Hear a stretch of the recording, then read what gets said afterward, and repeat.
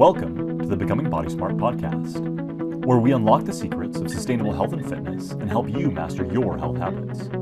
If you're tired of quick fixes, generic blueprints, and chasing short-term results, you're in the right place.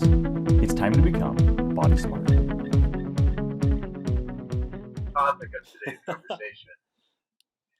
Food. The mind diet. The Mediterranean, I can't remember what that stands for. Hold on. The Mediterranean Intervention for Neurodegenerative Delay. So we've got Peter Attia was just reviewing on his site, and we thought his conversation about it was really good. Was reviewing the study done on this diet that was recently done for his audience, and we thought, we should review that and touch on some of his points and some of our own points about this study that was done where they followed people for 3 years that were on this Mediterranean diet as an intervention to help improve cognition and delay cognitive decline. And the study showed that the diet itself didn't make like a huge difference in that 3-year time span. Anyway, so that's what we want to talk about today. Fascinating topic, and fascinating study, and some of their key findings I think really are interesting because they lead to some things that we've kind of already thought or just kind of assumed were true, and then I guess to me it's very bias confirming. Some of the things on there, so I love that when that happens, when it confirms my own bias. So anyway, any thoughts, Mark? Yeah, well, so as Cameron and I go through this, I got to change to my face. Okay. As Cameron and I go through this, one of the reasons that I liked this article and how we kind of pulled it apart is it's really easy to take the conclusions from any given study at face value. And we sometimes fail to recognize some of the confounding factors or some of the assumptions that are behind the way the study was conducted. And so, as Cameron alluded to, there's some interesting findings in terms of things that they did similar with the control group and with the experimental group, and just things to be aware of when interpreting any research, but particularly, I said that really weird, particularly nutrition research, and that really this goes back to the idea of what are kind of the fundamentals of a healthy lifestyle, right? A healthy diet, a fit and healthy lifestyle. And so we've talked before about kind of the concept of the pyramid, right? What's at the base? And that goes back to a lot of what's in the 5 patterns, right? Am I eating in a way that fuels me well? Am I moving regularly? Am I having regular social interaction? Am I getting enough sleep? All of those things form the base of the pyramid. And so when we're in any type of intervention, when we're manipulating any of these, they're probably going to have a bigger effect than things more at the top of the pyramid, right? The bottom of the pyramid is just, can I have the basics that I need to function well? And then higher and higher up in the pyramid is what are the things that are going to optimize, or that I can optimize for those smaller improvements in health.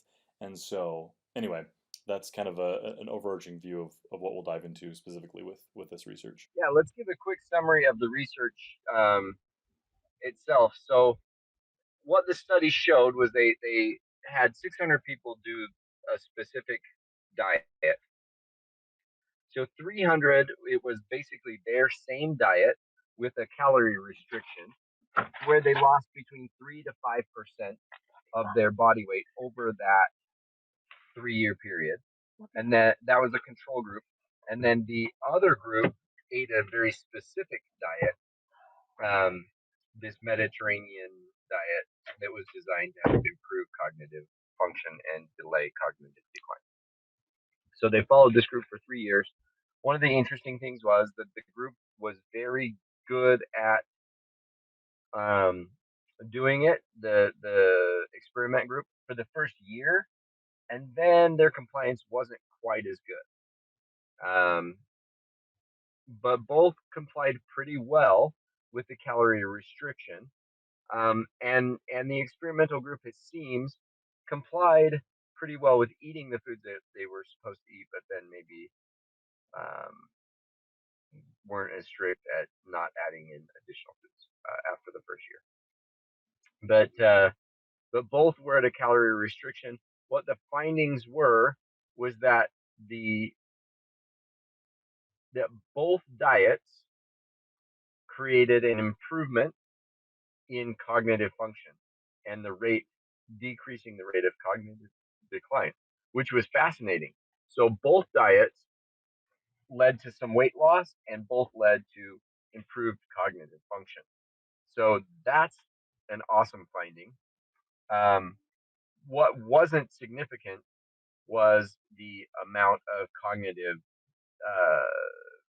decline, right? That one wasn't better than the other necessarily in that 3 year span. Um, what else, Mark? What were some of the other key findings? And we'll discuss kind of the ramifications of those in a second. But any other key findings that I'm leaving out? Those were really the main ones, and looking at cognitive function, and that was really the big finding that they mentioned was that restricting calories, right, and losing that amount of body weight had a bigger overall impact. And so, one of the things that's super important to point out there is with any change, adherence is key. Can I do the thing long enough for it to make a meaningful difference? And so, you'll see so many different types of diets, right? This is the best diet, or this is the best diet. And really there is no best diet. It's what's the end goal, and then how are we modifying the diet to accomplish that? And so um, the bigger improvement was just from losing some of the body weight, right? Changes your cardiovascular risk. It can change stress. Fat can actually act as an endocrine organ, right? So it releases hormones that can affect things. And so as we lose that, those effects go down. And so there's just a lot of overall benefits from this idea of caloric restriction. Um, and so you notice this in so many different studies when they have a group that's limited to a certain amount versus what they call ad libitum. It means you can eat as much as you want, right? Like there's just a lot of things that aren't great for our health that go along with just unlimited food access. And we're living it right now in the U.S., right? The standard American diet, for the most part, really has unlimited access to food, and specifically when we're looking at processed foods. And so, anyway, I think those were the big things. Was there anything else you wanted to talk about with those? I think that was it. That those are the key findings. So what fascinates me with those key findings is that really, the calorie restriction being the key, as he said in kind of his summary. Peter repeated and said that calorie restriction is key. That by just you know eating enough, but not eating to where we're gaining weight or more calories than we need, that seems to put a lot of things in place for our body to function optimally. When we have excess calories, it creates kind of a hormonal imbalance essentially of having to figure out what to do with those things. And it decreases overall function. Whereas when we're eating the right amount for our body so that it can thrive optimally, but it doesn't have this excess, it keeps us sharp. And I think there's a maybe a kind of survival mechanism there of like if we're getting too many calories, maybe we're not as sharp because we don't need to be. And when we're getting just the right amount of calories, or maybe even a calorie deficit, our brain becomes sharper so that it can be more effective at finding food. From a, if we look at it from an ancestral standpoint, that makes a whole lot of sense. Um, and so I find that fascinating that, they always said, uh, get up and eat a good quality breakfast before taking a test. And I was never hungry, and so I never did. And now I'm like, maybe that was a good thing. Maybe that sharpened my mind. Whereas because I always felt like if I ate a big breakfast, I was really tired and sluggish. Where maybe there's this, eating enough to not be hungry and enough to fuel your brain, but not a big hearty breakfast that makes you slow and tired and sluggish. Maybe there's a happy medium there, and that's an ancestral thing, a hardwired into our system thing. That when we go have a big Thanksgiving dinner, we want to go play fat dog on the couch. That may be, wired into us in some way, shape, or form. This is interesting. It's funny that you mentioned that because I was just listening to a podcast last week. It was one of the I cannot talk today, Huberman Lab episodes with Adam Grant, and they were actually talking about the effect of different types or times of feeding and how much you're eating on performance. So it was really interesting. So a good one to go check out. I think another interesting thing about this, we've talked in previous episodes about that Blue Zones documentary, and um, the Mediterranean diet is involved in some of those in certain of those areas. And so I think when we're looking at something that's as complex as cognitive functioning, and we're trying to reduce it down to diet alone, it, the impact is likely going to be smaller because cognitive function is composed of so many different things. As we've talked before, we're coming to understand more and more that the the cardiovascular system and the health of it is involved in neurodegenerative decline. And so if we're only doing diet alone, right, when we're doing things that reduce the impact on the cardiovascular system, right? So we talked about reducing blood pressure as a result of losing weight. I think it's going to have a really big impact. But we also want to look at things like the people that are eating kind of a Mediterranean diet in those areas. What are the other behaviors that they're performing? And we've mentioned this before, right? They have um, they have a lot of social time. They have play time. They're moving a lot. They have purpose in their lives, and so we know that if we add in regular activity, that impacts our brains. We know that if we have regular social time, that impacts our brains for the positive. So that's one of the big risk factors actually in neurodecline is just loss of sensory input. And so that includes social input, that includes sight, that includes hearing, and just other things that engage our brain. So things like learning a new language or learning a new skill or reading reading different books, all those things that are engaging our mind in different ways really go a long way to improve our health. And so I think when we're looking at how do I improve my risk for things like Alzheimer's or dementia, it's going to be a multifactorial um, game, right? We want to be doing things in a bunch of different areas, and so it seems to be in terms of diet again, um, that rather than the specific diet is just general calorie restriction, right? Am I eating enough to fuel myself well, but not so much that, like Cameron said, my body's figuring out what to do with the excess? And then am I adopting all these other healthy behaviors to magnify what I'm doing in terms of diet? Yeah, yeah.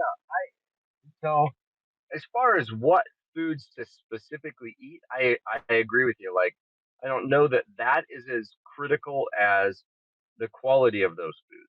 That you're eating real foods and things like that. That you're eating quality choices, and that I guess was an interesting point that they weren't able to ferret out that any specific foods or any specific diet was better necessarily. The one caveat I would make there is that the duration of the study was so short, only 3 years, that assessing cognitive decline is pretty hard to do over a 3 year stretch. Unless you're kind of at the tail end of life, over a 3 year stretch, we don't see a lot of decline. From 30 to 33, I wouldn't think that I would notice much cognitive decline. At 40 to 43, I hope I won't see much cognitive decline. Um, you know, we'll see. Uh, but you know, at 85 to 88, sometimes we do see that happen fairly rapidly.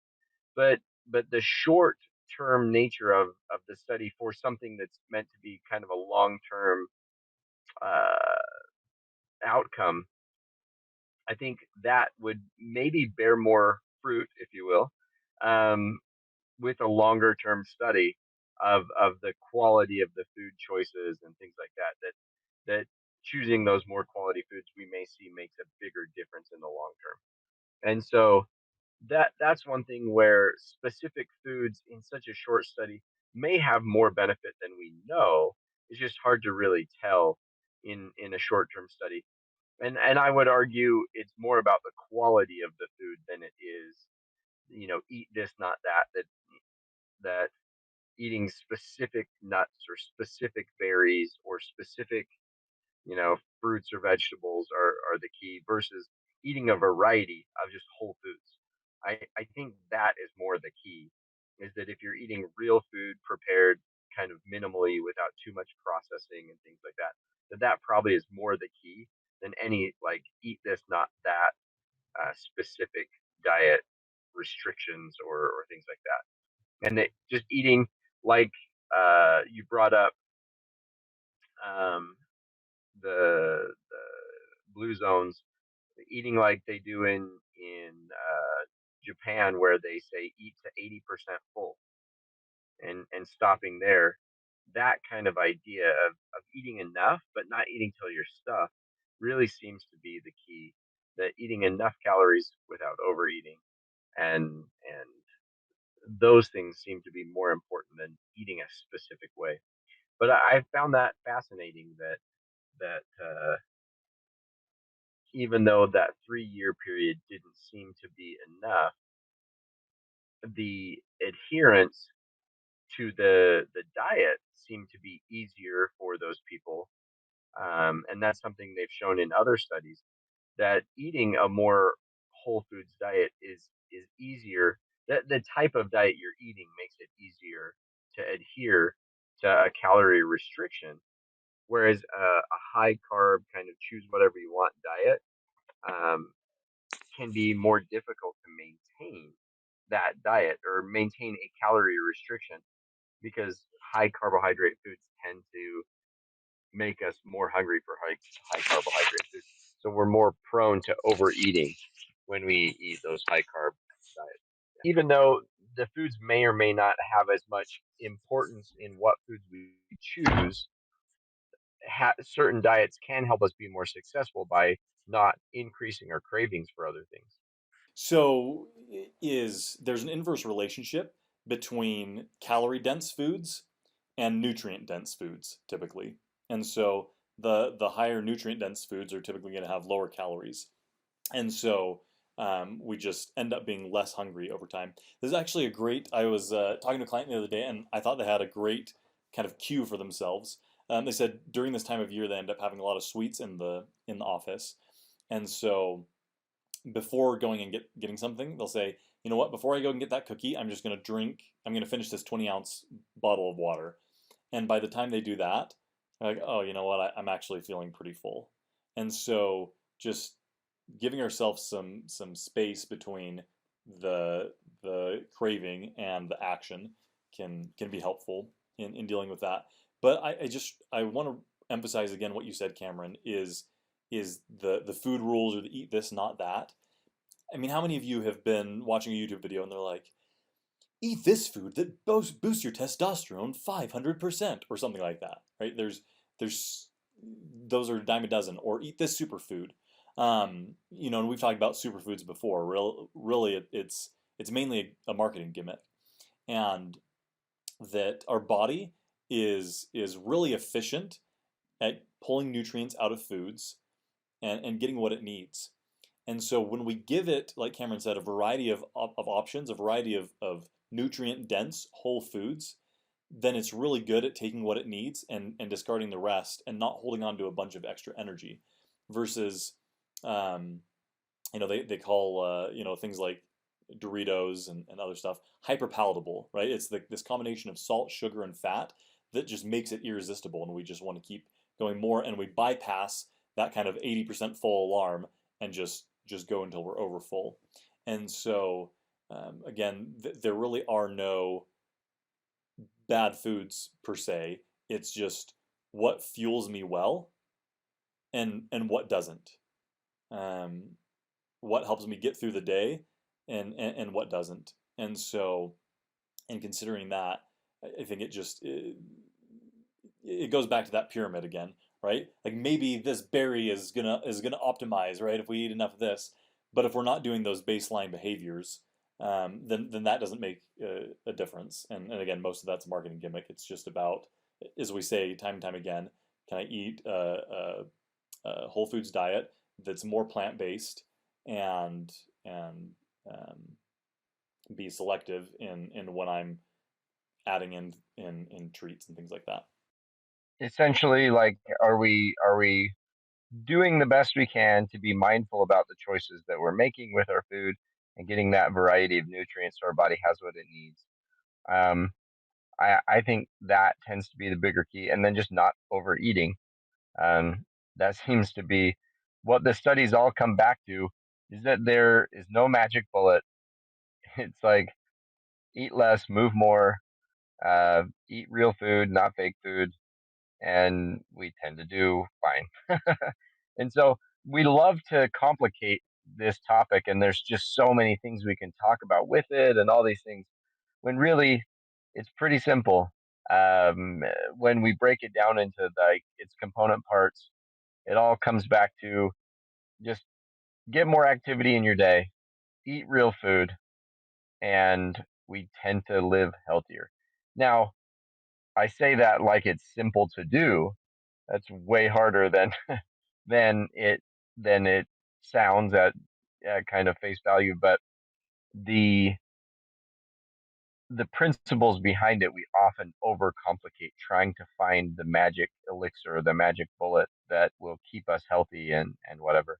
When really, if we just eat more the way we have for thousands of years, eating real food in its real form, as minimally processed, or if it is processed, you're processing it in your own kitchen and not at a plant where it's designed to be hyper palatable. Um, we tend to be healthier, and um, when we move more, and that movement is part of a healthy lifestyle where we exercise as needed to keep our body fit and healthy, but we emphasize just an active, healthy lifestyle, then we tend to do better. And so, again, we try to complicate it with all these things, and these studies try to ferret out what's best when it's like, sometimes I think just trying to slow down our lives and live more the way we used to live. Visiting Europe was fascinating because you see that huge cities, and yet in many ways they still live kind of an old world style, where they grocery shop for the day, where they buy food for the moment for the day instead of, um, stocking up for the week and eating not fresh food, or eating, mostly manufactured foods. And unfortunately, Europe is changing and becoming more Western, more the standard American diet is creeping in a big way. But it seems to be that the more we can kind of reverse things with the way we eat and the way we are active, the better we tend to do. So, anyway, hopefully that was interesting. I posted the link to the article in the comments. hopefully that was, in terms of finding um, some patterns to follow in living healthy, and just working that out with your own life of how do I live according to healthy principles. Hopefully that gives you some good guidelines. I'll make this one really quick, and maybe we expand on this sometime in another call. But I was listening to there's a biologist, Richard Lewontin. He's passed away, but he was talking about how we often uh, we champion a lot of the advances in medicine, and rightly so in many cases, but in reducing risk of certain diseases, right? And we've talked about that before, cholera and measles and mumps and everything.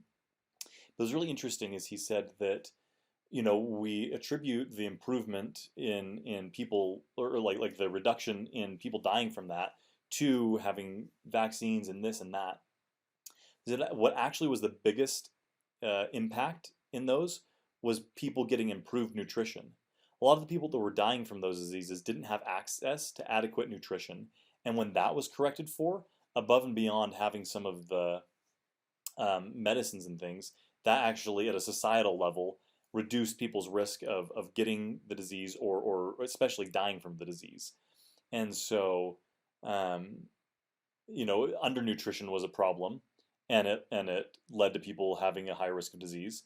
And now overnutrition is a problem, and it leads to higher risk of different diseases.